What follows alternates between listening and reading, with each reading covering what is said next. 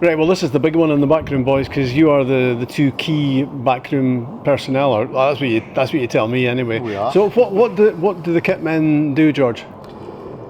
On a daily basis, well, we set up the dressing room the night before for the guys coming in training, and when they come in the morning, it's just to make sure they've got everything they need for the day.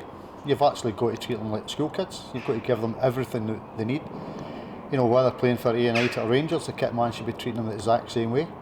So do that, then when they go training, we get the ice baths and the hot baths ready for them.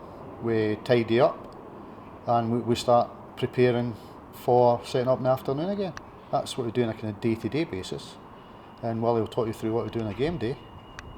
It's much the same when you get together. It's just a case of everybody's got their own wee perks that they like, or their wee foibles that they have for match day, and they wear a certain pair of socks, they wear a certain pair of cycle shorts.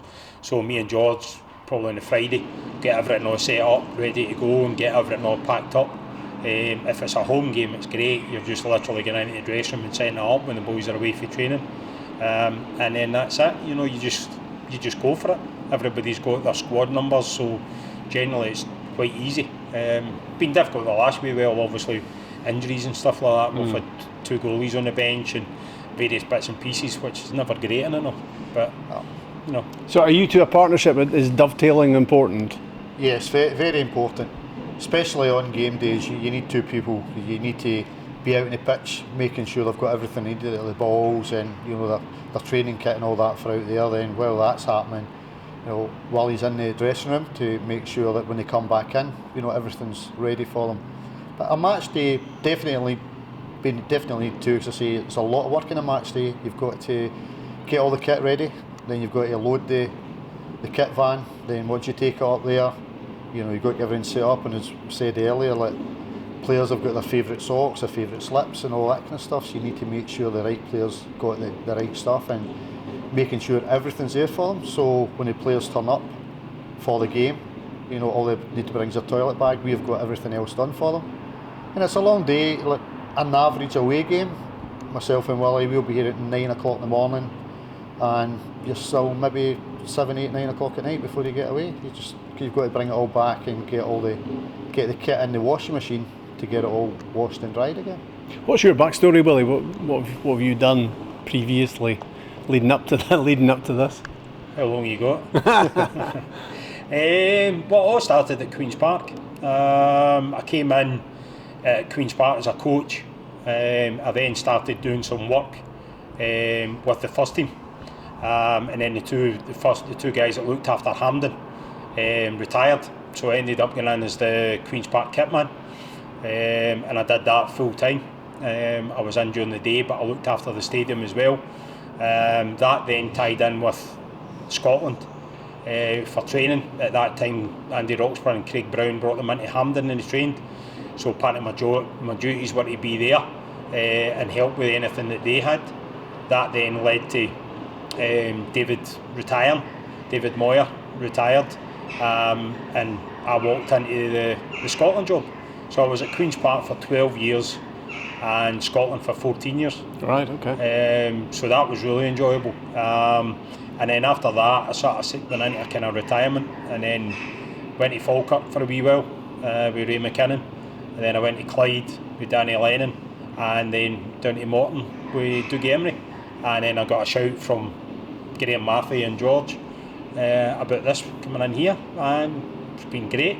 So you've been around the block once or twice, by the sounds of it. What about you, George? What's your background? Well, my background, I was in retail for 40 years, and when I retired, just loved the club, so I just started helping out. My job when I started at United, I worked for 2 hours on a Saturday, and my job was to print the team sheets and get them ready for the press and get them for the fans. And then with my retail experience, we were getting to the shop. Lewis Grant asked if I'd do a couple of hours a week in the shop, which I ended up doing 40 hours a week in the shop. So I've done that for 2.5 years, and then Staley retired from the kit, and Lisa was doing the kit. Lisa would have helped at the end of the season, so they asked if I would do it. So, just helping out here and night, I just thought, yeah, I'll do it. And, I've done it this will be my fourth season, and I've always done it on a voluntary basis because I'd rather the money stay down at the club. So I do it voluntary, and I do it because I love it. You know, I love Ayr United and just coming in, mixing with the players, mixing with the staff, the backroom staff in here. You know, it's just fantastic. And being an United fan since 1969, it's just something. It's not really a job. You come in and you just love coming in the morning and just getting the job done. You've explained, the two of you, what you do for the players, which sounds absolutely ridiculous, to be honest. Who's the biggest pain in the backside, Willie? Who's the most unappreciative in that dressing room? There isn't. You know, since I've come in, this is probably one of the best dressing rooms I've worked with. You know, the Scotland squad's different, but club-wise, it is here. They're all very well grounded, and I think that comes from the management. I think the management, the recruitment's been excellent. They've never really went for anybody that's a big head and thinks he's above it. They all came here with one cause, and that's to get Ayr United up where they should be, as far up the table as they can. Hopefully the Premier League this year. So there isn't anybody. The dressing room has been great. You know, we've went through spells with injuries, and that's caused a wee bit of trauma and stuff like that. But they're great. They're just the camaraderie between the whole lot of them.